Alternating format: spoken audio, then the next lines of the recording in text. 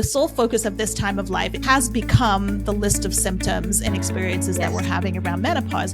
But it's so much bigger than that. Instead of seeing ourselves as bitchy and tired and hot, that we're seeing ourselves as wise and experienced and resilient. Welcome to the Old Chicks No Shit podcast for midlife women who are ready to rewrite the rules and create their kick-ass next chapter. I'm Jennifer Arthurton, and each episode we dive into reinvention, resilience, and unapologetic pursuit of your best chapter yet. Because midlife is not the beginning of the end, it's simply a new beginning. Let's dive in. Hey everybody, and welcome to this episode of the Old Chicks No Shit podcast. I am your host, Jennifer Arthurton. Today we're going to be talking about the importance of the words that we use to describe our menopause journey. I am a person who believes that words are powerful, that words have energy, that they have the power to impact how we experience ourselves and how we experience the world. And most importantly, they have the power to that will affect how we experience our menopause journey. And that's not to say I'm erasing all of the, symptoms and things that, quite frankly, are sometimes unbearable, but how we choose to talk about it really, really matters. And today, my guest is Shirley Weir, who is a women's health advocate. She is the founder of Menopause Chicks, a community designed to support women with information and resources about menopause. She's a 3-time author, a podcast host, a TEDx speaker. By the way, your TEDx talk was brilliant. I loved it. And I had the opportunity to hear Shirley speak at the first ever National Menopause Show in Toronto. And what she was saying from the stage, I was like, yes, we need more women to hear this. And so this is why I invited her to join me on the podcast today. So welcome, Shirley. I'm so happy to have you here. Thank you so much, Jennifer. It's great. This is going to be good. It's going to be good. So tell us a little bit about your own menopause journey that led you to create the Menopause Chicks community. Which version would you like? Here's one I haven't told before in this way. Okay. My background. So first of all, I did never, ever, ever imagine that I was going to grow up to be a menopause chick.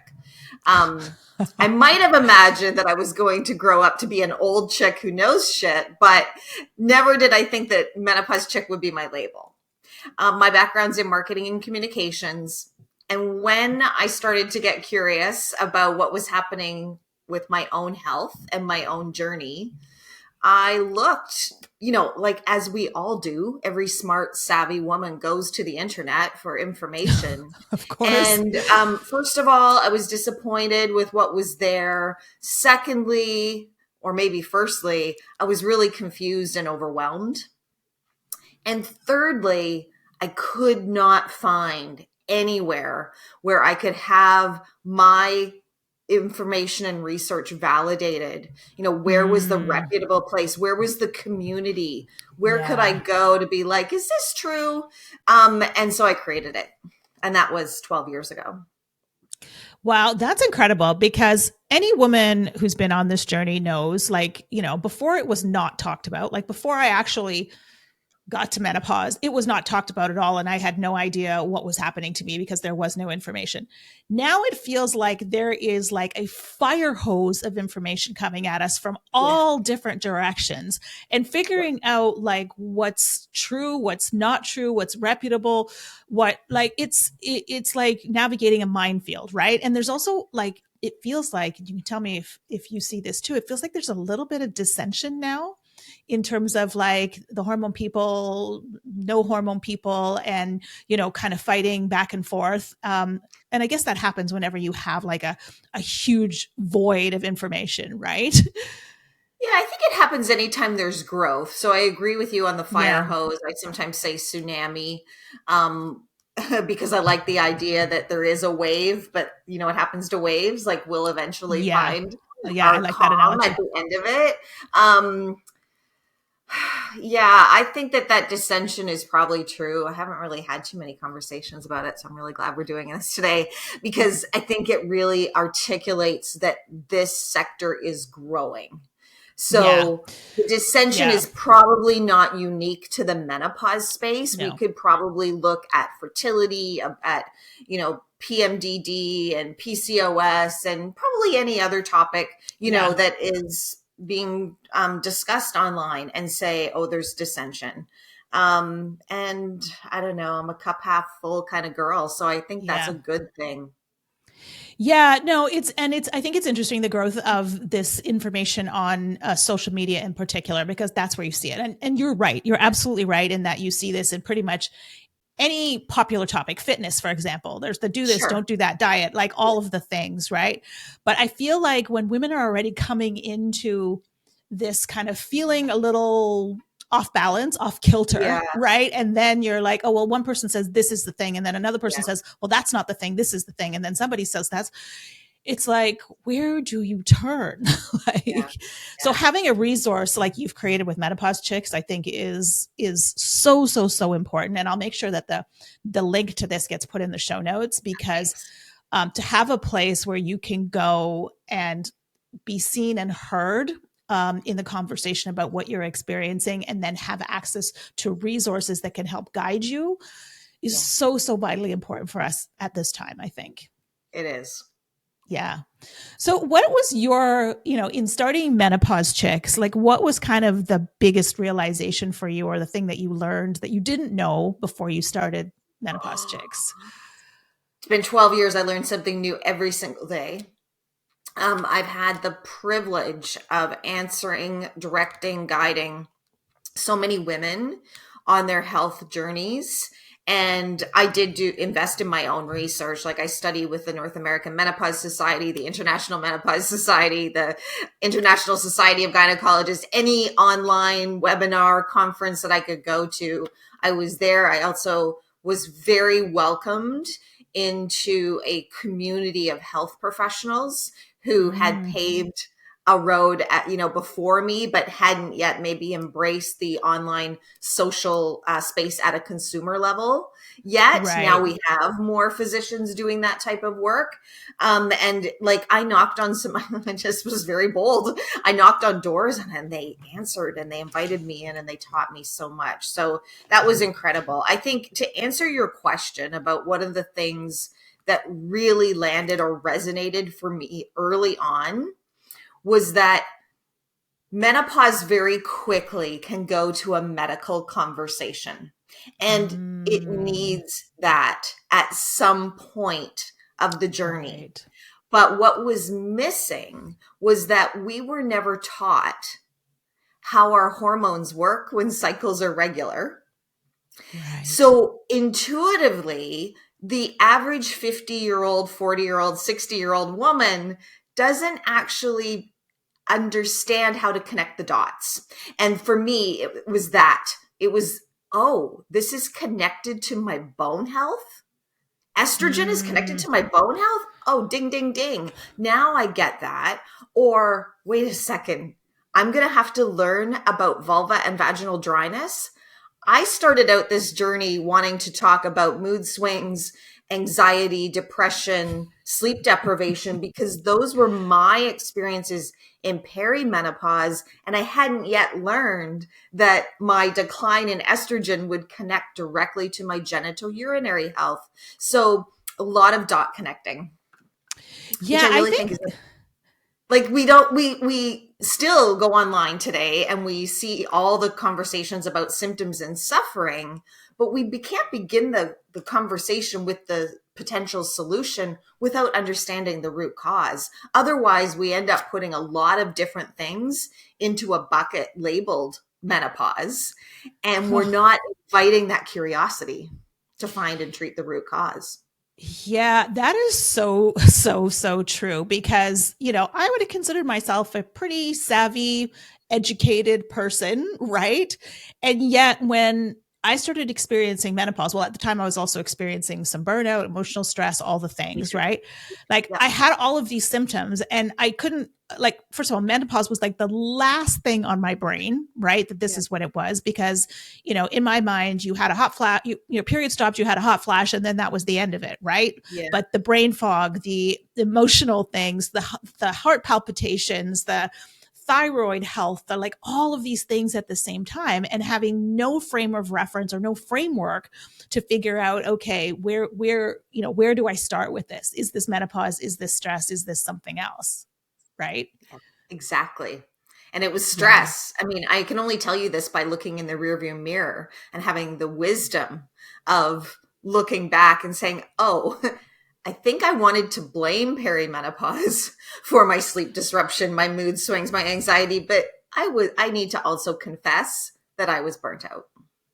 Yeah, but this is really important, because same thing with me. Like, I had a lot going on at that time, when it started. Like, I was recently empty nester, newly divorced, my job was incredibly stressful. And I had so many people, so many health practitioners, though, dismiss everything. You're just stressed. Yes. Right? Just is a word we've got to get rid of. Yeah. Yeah.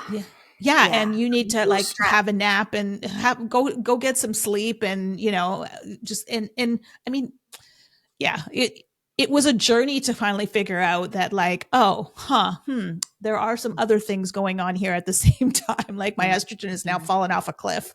Right. And so my ability to manage stress is not what it used to be. So where I was ticking along at a certain stress level before, now all of a sudden it's like, oh no, we're not doing it that way. Yeah. And at that point in our lives, like for me, it was early 40s, 2 small children, aging mother living with me, entrepreneur, where my family was relying on my income, waking up every morning at 3 a.m., not even acknowledging that might be insomnia, but thinking, oh, you're gifted, Shirley. Why don't you just work for 4 hours before your kids wake up and continue to do that? And so that is that's one of the ways I answer the story sometimes. But I have an older sister who's 10 and a half years older than I am, and she reached menopause at 36. Oh, wow. And so at 26, I did get this little glimpse into the window, not really any education or definitions, but what she had to do at 36. So this was in the early 90s. She had to become her own best health advocate. And if you followed some of the work that I've done, I love that phrase, because she had to get in the driver's seat of her own health bus. Her doctor wasn't supportive at that time. She wasn't working with a naturopath or pharmacist. She just didn't have access to the information. And so she went knocking on doors and brought all the information in, because at 36, she was making decisions about her future heart health and her future bone health. And at 36, that's a tough one, right? But I'm happy to say she's a healthy 68-year-old today. So amazing. Well, and I think that's a good point, because, and this is again why the importance of the community that you have created is because we need to educate ourselves, because we do need to be our best advocate in this scenario, right? To be able to ask the right questions and to have the right conversation. And we'll definitely, I want to get to where you talk about the importance of using proper terminology to describe what you're experiencing. I want to get to that. Sure. But just being in the driver's seat, right? So that you can, when somebody says to you, it's just stress, right? Mm-hmm. Like that you can actually now know, well, what about this? And be able to have that conversation, feel empowered to have that conversation with your health provider. Yeah, for sure. Yeah. So important. Yeah. So I one of the things when I saw you speak, one of the phrases that you used was, I speak menopause. And I love that, because my friends and I, there it is. Yeah, exactly. It's funny because my friends and I joke about that, because in the middle of a sentence, I'll forget the word, and one of my friends will be able to fill it in. And I'm like, thank God we all speak menopause, so that we all know what each other, right? But when you talked about it, you talked about the importance of using the correct terms. Yes. To describe our menopause experience. Can you enlighten us a little bit about what you mean by that? Yeah, absolutely. So if we all can kind of relate to what it's like to travel in a foreign country, maybe where English isn't their first language, and you're really trying to navigate some of the basic things like finding a bathroom or ordering off a menu, and how relieved you feel when someone understands you or you meet someone who speaks your language. And that's really what I am trying to create. And this can be multi-layered. Like, we'll start with talking about the correct terms, but sometimes these conversations, as we said, go into a medical level, and then sometimes we're dissecting words like bioidentical and non-bioidentical, and brand names get thrown in, and it can be very, very confusing. But I'll bring it back up, and one of the key reasons why I think it is so important that we understand how our body works and that we use the right terms is because over half of women leave their health appointments feeling dismissed or disappointed. Now, there are many reasons for that. Many, starting with patriarchy, racism, ageism, you name it. But here's the thing. No one benefits when a women's health experience is patronized or labeled as, I don't know, kind of like with a wink or a joke. And if you know what I'm referring to, right, in this particular situation, I am referring to vasomotor symptoms, which is the correct term for hot flashes and night sweats. And vasomotor symptoms are when our arteries constrict and dilate. So I'm squeezing like a rubber hose right now if you're just listening on audio, right? But imagine, the blood is flowing through your arteries, and then there's a constricting action, and that brings on an experience of being overheated, also known as a hot flash, or if it happens when we're sleeping, a night sweat. There's absolutely no difference between a hot flash and night sweat other than the time of day that they might occur. Right. I don't know why we have two names for it, but it's patronizing language. And here's the thing. When a man has a cardiovascular event, such as a vasomotor symptom, we call 911. We make sure that person gets medical attention. Now, I am not saying that vasomotor symptoms as a result of hormone decline is a 911 emergency, but I am saying that it falls under the umbrella of our cardiovascular health, and not using the right terms puts women's health in an inequitable place on the triage. Right. Wow, that is a really, really important point, because again, it's so easy, just the terminology itself, right? Like, it's so easy to dismiss, oh, it's just a hot flash, versus it's just a vasomotor symptom. Like, you know what I mean? Like, it carries so much more weight. Well, and do you want another fun one? This is fun. I'm using fun in air quotes. When I started, and my members know me now that I'm such a word nerd, but when I first started these conversations in the Menopause Chicks community, there would be people who would write in questions about down there, right? Down there, in quotation marks. And I'd be like, do you mean your knee? Because there's a lot of things down there, and not naming the vulva, like distinguishing between the vulva and the vagina, right, is a problem. It's a problem for the scientist that you might be inviting onto your health team because you have a valid health concern. And if you can't call your body by its right names, it's going to provide a barrier to your care.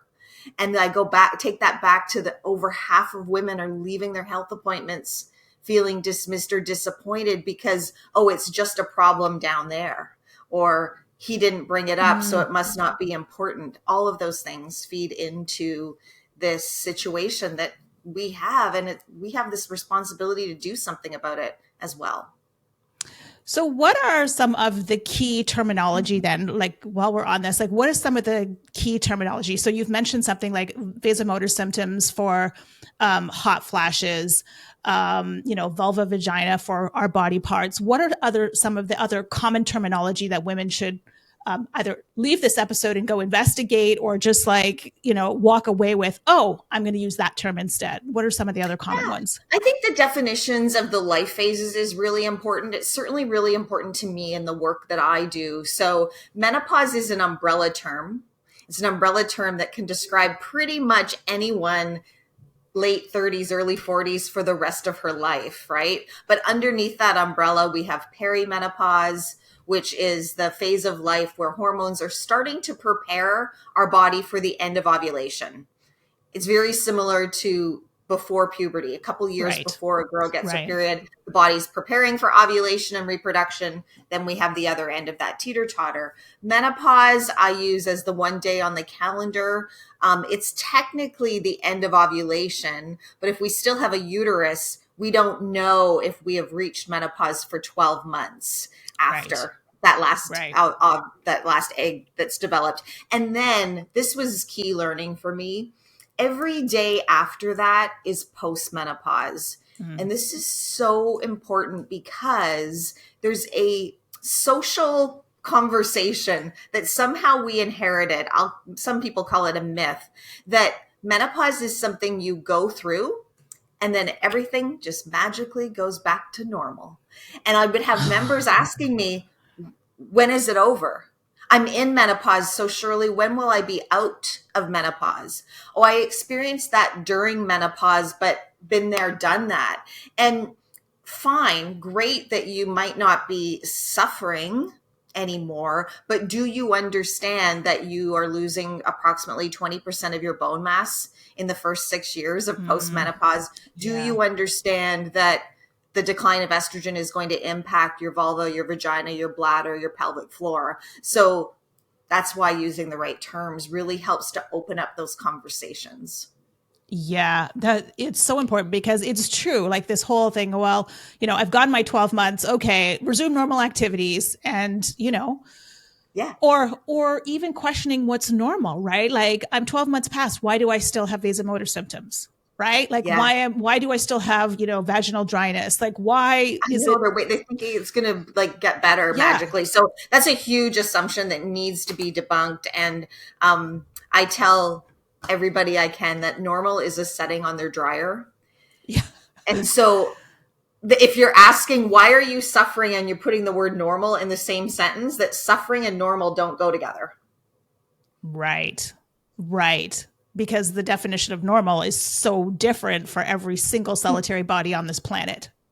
Your experiences might be common. So I replace the word normal with common. So what you're experiencing might be common to other women at your age and your stage. However, that doesn't mean you are meant to put up with it, suck it up, just get through it. It means you are being invited to get curious. The same way that when the check engine light comes on in your car, you're driving down the highway, the check engine light comes on, you're being invited to pull over, lift the hood, find and treat the root cause.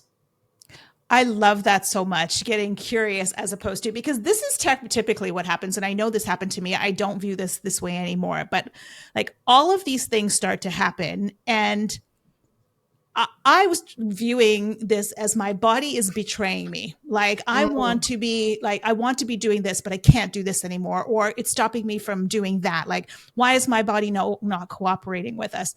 Instead of going like, I wonder what's going on with why I'm waking up at 3 a.m. and can't get back to sleep. Or what about these heart palpitations, right? Do you know what I'm hearing you say is, why am I unlucky? Right. I hear things like, oh, my mother had chronic UTIs, that's urinary tract infection. I guess it's just my turn, right? And we kind of have this self-defeating assumption without clearing the path to say, I wonder why I'm getting reoccurring UTIs. I heard Jennifer, say that when estrogen declines, the urethra gets shorter and smaller, and that's why we get more infection. So what can I do to prevent that? Right. So it's just opening up the curiosity. And a lot of these associations with what menopause means, like it's the beginning of the end, right? Like, yeah. And I want to talk about that. But one other thing I saw you say is that in conversations about symptoms, you don't use hormonal, perimenopausal, menopausal. Why not those terms? Because those are pretty common. Like, so They're why so don't you use common. them? Yeah. So They why are would you not use those? They're so common. So it's really funny how menopause, which is a noun, gets turned into an adjective. And most often that adjective is she's menopausal. I'm a menopausal woman. The reason I don't use it is because the meaning gets changed when it goes from a noun to an adjective. As a noun, it means I no longer menstruate. I no longer ovulate. Like, I'm 57 years old. I reached menopause when I was 49.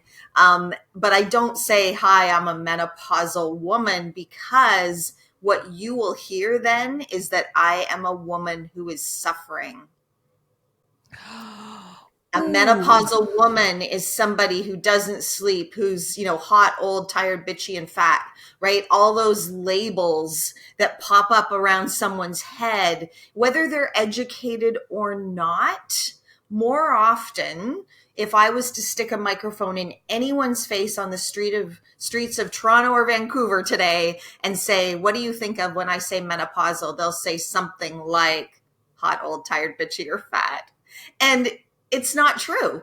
And the reason why I think I really connected with you is because, yes, I want women to have education about how their bodies work. Yes, I want to pave the shortest distance between 2 points for women to get the information that's awesome and that they deserve.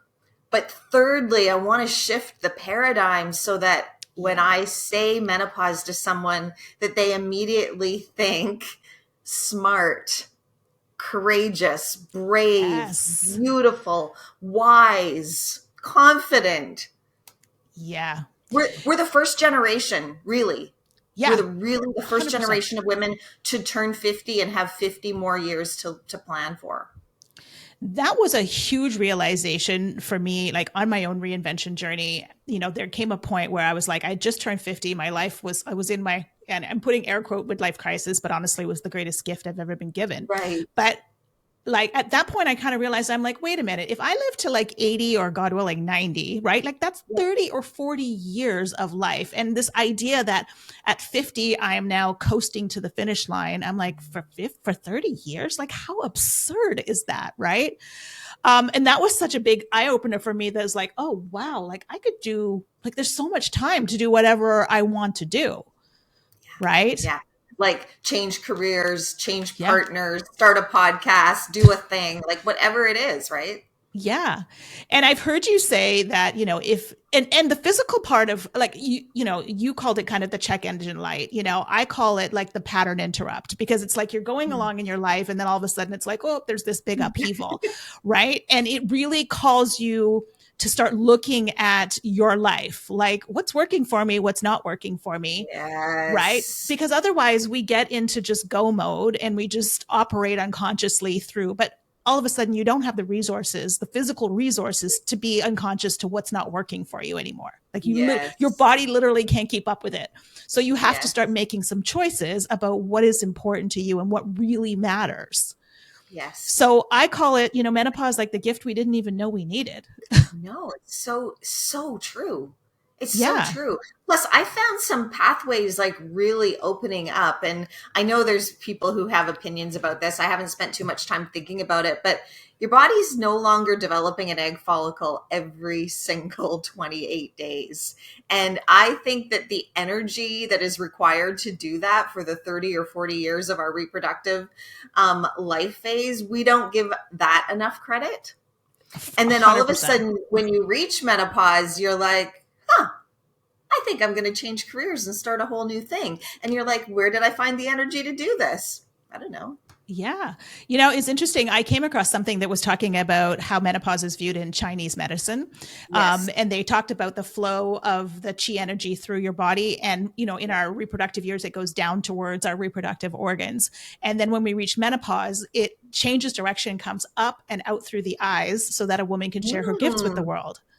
And I Oh, was I like, love that is so beautiful because that's exactly That's what you're so talking beautiful. about, right? It's Yeah. like the force of creation is no longer about reproducing the human race. The force of creation is about us now giving all of our knowledge and wisdom and experience to the world. Like that's what we're creating.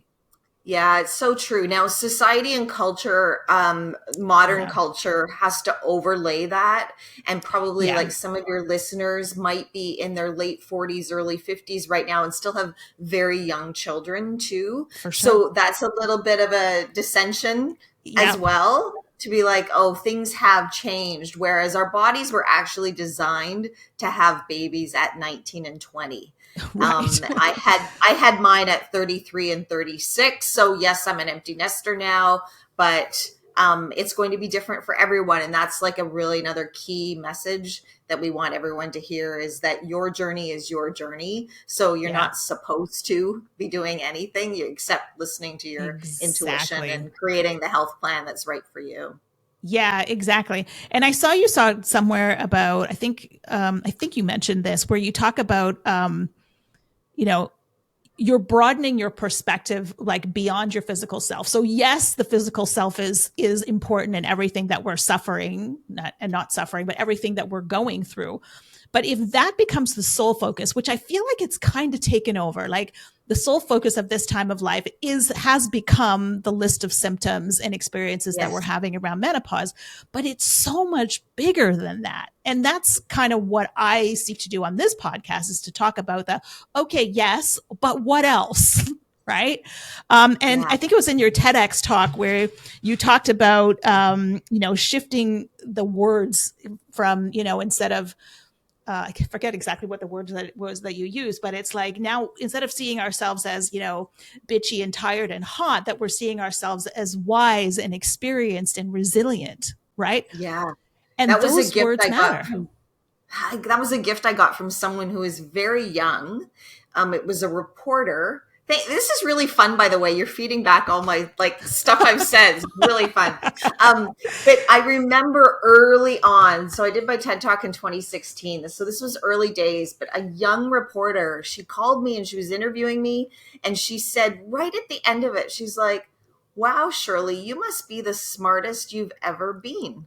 And I was like, Love it. that phrase is brilliant because we are all, no matter what age you are today, you are the smartest you've ever been. And it was Mm-hmm. kind of like instilled a lot of confidence in me, but it's also something I want to pass on to others is that there's a lot of noise right now. There's a lot of Yeah. conflicting messages as we've already outlined, but you know yourself best. And Mm-hmm. if you can take the 411 information in and then put it through that filter of, does that align with my values? Does that Yeah. match what my goals are? Is that how I see my next 30, 40, or 50 years? Holding up a mirror to ourselves and saying, is what I'm thinking true? Or do I Mm. need to Yeah. shift my thinking? Yeah. And those are like some big, powerful questions, but they're really fun too. But those words, like if we can see ourselves beyond, hot, bitchy, tired and see ourselves as, like we are more powerful than we've ever been at this chapter of our lives, yet we doubt ourselves most. And if we can see Sure. ourselves with the knowledge and the wisdom and, the resilience, it shifts our perspective so much because I came from the camp of, I can't believe this is happening to me. This sucks. And now I look back on it going, oh my goodness, like what a gift it was. And even Yeah. now, like I'm 58, I'm like 5 years post menopause. I still have hot flashes. But in getting Mm. curious about my hot flashes, what I realized is my hot flashes are actually just my body talking to me because when I get stressed, when I haven't eaten enough, when I haven't slept enough, that's when my hot flashes are going to come back. So again, it's like that little check engine that's like, whoa, girly, you got to slow some things down here, get back on course, right? So now I Absolutely. don't hate my hot flashes like I used to. Now it's just like, oh, it's a piece of information that says, I need to make a little shift to the left now, to quiet these things down because it's a message from my body. But And that change in language and change in perspective has yes, multiple positive health outcomes. We exactly. talked about getting curious, but it can also help to change how we talk to our doctor. And I know we said like this medical aspect is only one component, but it's an important component. And if that shift in thinking can give someone just a little boost in their confidence to say, let's say they're in a health situation where they're feeling dismissed, they might remember this conversation and say, thank you, doctor, but you know what? That doesn't sound like that will work for me. Do I have any other options? Or I think I will, resonate on, I'll let this percolate for a couple of days and get back to you, as opposed to that, he never listens to me. And, the doctor's appointments are too short and all the complaints that we often hear. It just allows us to be calm and really aligned with what we want. Well, it really allows us to lean into self-trust as well, too, because for so long, and I think this is true for most women, we have been taught to seek information, validation, advice from outside of ourselves. And often we're like ignoring this like powerful little wisdom that we have, inside, right? And so when we have the information, it allows us to kind of step back and go, you know what, I'm going to trust what I think about this more than what you're going to say to me right now, right? Because that just doesn't sound right. It doesn't sound aligned. Thank you so much for saying that. I remember early days I was thinking, what is my approach to this? And I had to like be really honest and realize and confess that I was sailing through life, and should anything go south, go wrong, that my doctor would know what to do. I put Right. such an immense amount of trust in her or the system that inevitably kind of let me down in the end. It's okay because I flipped it in that now I'm in charge. Yeah. But I was just like, I'll be fine. Cross my fingers, hope for the best. Yeah. Instead of taking ownership of it. Yeah. And coming back to what we were saying about, trusting ourselves to be our own best advocate, right? If it doesn't make sense, ask questions. Ask questions until you get an answer that does make sense to you.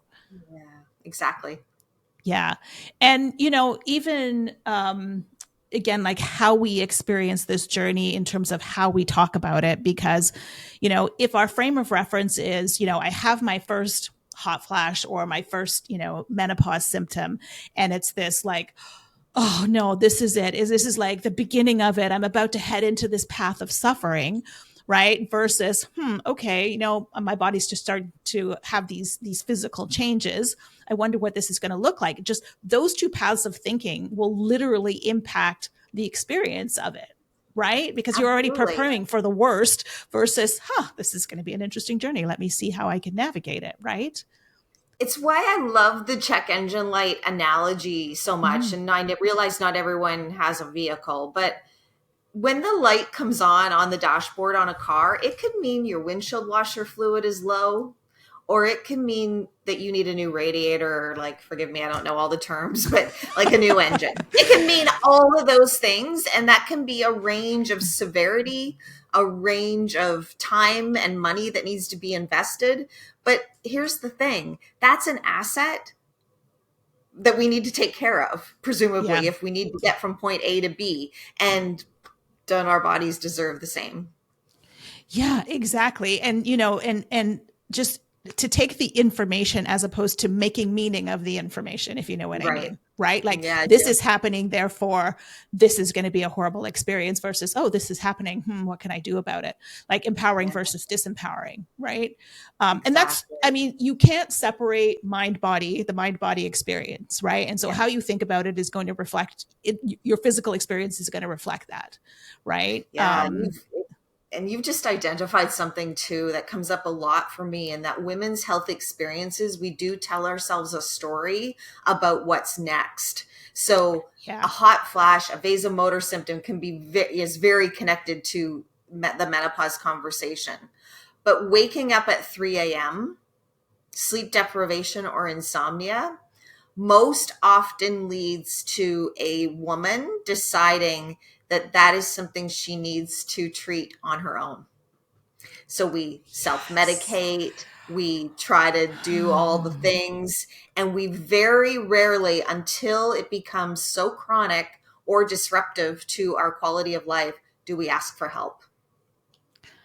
Oh my goodness. This is so true, because my experience of that was, working in the corporate world, very stressful job, traveling all the time. I was also going through divorce and yada, yada, yada, but I stopped sleeping. Right. And this went on for like months and months and months and months and months. And I just, everybody was telling me, oh, this is stress. This is stress. So I was like, okay, I need to take a leave of absence to like get my health, because I was going, not feeling tired, yet getting into bed and not being able to sleep. It was like my foot was stuck on the gas pedal. Yeah. Right. Wired. Yeah. And so I took a 3-month leave of absence from my job to kind of like tackle this thing. And that was the beginning of the end of my career. I mean, I don't regret the way that it happened, but there also wasn't the support for it, right? Like, it's like, oh, and I remember telling my boss about this, and he's like, are you sure? Are you sure this is what you want to do? Right? Like, kind of signaling to me like, yeah, maybe this isn't the wisest course of action for your career. I mean, thank God I did it. But are you left-handed or right-handed? I'm right-handed. If you had broken your right wrist. Right. Yeah. And walked into the office. Yeah. With a cast, it would be perceived completely differently. Yeah. Yeah. But to the point that you were making, like, I'm a strong woman. I've got it together. I can tackle this on my own. Right. And it was only after I took 3 months off, nothing got better. In fact, things got worse, that I was like, okay. We can't put a cast on our own arm. No. We need someone to do that with us. Yeah. So again, it's so important about how we think about this experience. And, you alluded to this earlier, like, well, my mother has this, therefore this is my lot in life. Right. Or I've read about this, that means I'm on this track. Right. Or like we add on all of this story, right, that comes from our own belief system, right, that actually, again, just impacts our experience so profoundly. Yeah. It's so interesting. Yeah. Words. I loved so much when I heard you talking about that at this event. And when I watched your TED Talk after, and I was like, you are onto something here that is just like seems so small, but is so powerful, right? That words matter. Thank you. I feel validated, but I really appreciate you saying that, because it's what keeps me awake at night. Joking. It's what I first think about when I wake up in the morning. Let me say it that way. But I think that our generation has a unique opportunity and position right now, because as we started 100%. Out by saying, there are a lot of people talking about menopause, and that's a good thing. I am really, really pleased to see how that has evolved, but more conversations about menopause and more conversations about symptoms and suffering won't change things, right? Because all it will do is perpetuate this social construct that women are meant to suffer. Yes. And that social construct, I'm not sure that we can break it all down in a podcast, but let's try. It starts before our periods begin, where, we might get handed medication. If you get pain, here, take this, right? And that continues. Oh, pregnancy, sex will hurt. Pregnancy will hurt. Perimenopause will hurt. Getting old will hurt. And we continue to get that narrative for our entire lifespan. Yeah, that is so true. That is so true. And the expectation that we're just supposed to accept it as being part of our lot in life. Well, and it's even worse for Indigenous women, women of color, women who have endometriosis, women, it's a long list of, and we haven't researched that because it only happens to women, it's a long list. It's a very, very long list. And I'm so glad to hear you talk about all of the research that's now happening. Cause I mean, God knows we need the research to back up these experiences. But like this it's still idea. a ripple. Yeah. Oh, I mean, it's a tiny drop.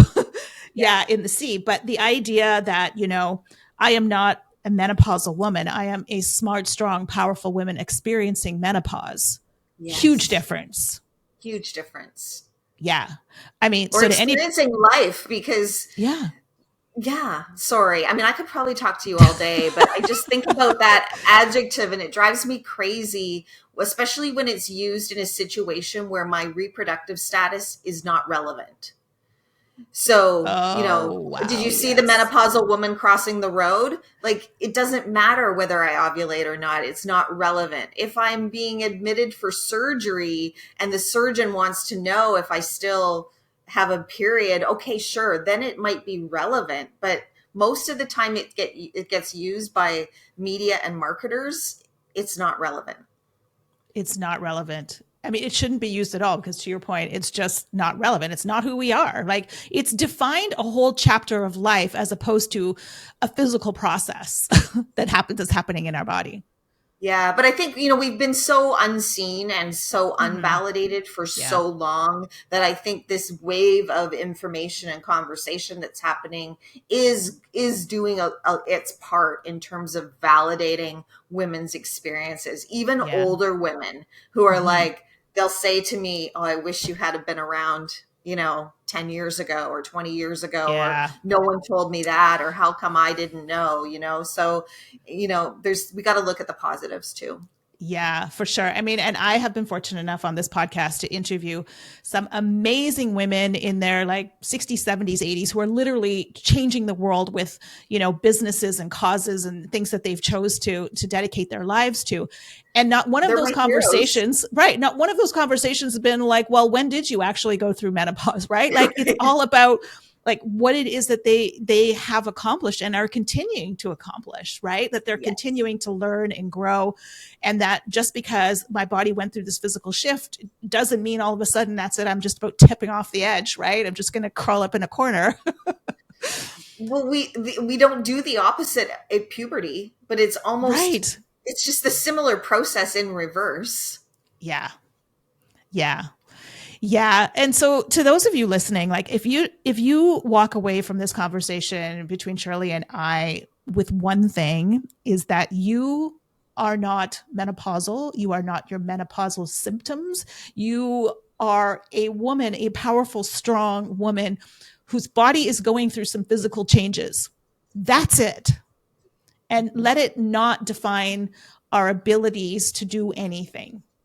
Yes. And you deserve to feel amazing. And sometimes your path might take you through a place that's not yet amazing.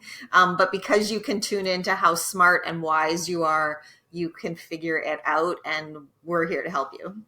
Yeah. Oh, Shirley, you're right. We could seriously have this conversation all afternoon. Okay. Yeah. How much time you got?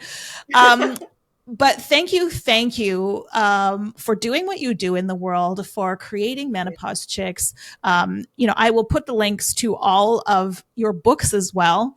Sure. So 2 books, Mokita. Mokita. What does that stand for? Mokita means the truth we all know, but choose not to speak of. So it was my first book, and it was the tagline for Menopause Chicks has always been cracking open the conversation. So in the early days, Mokita was like bringing those things out onto the table that need to be discussed. And in the it's a word from Papua New Guinea, and in their culture, they believe that communities are healthier the more we talk about those things that we in North America tend to keep in the closet.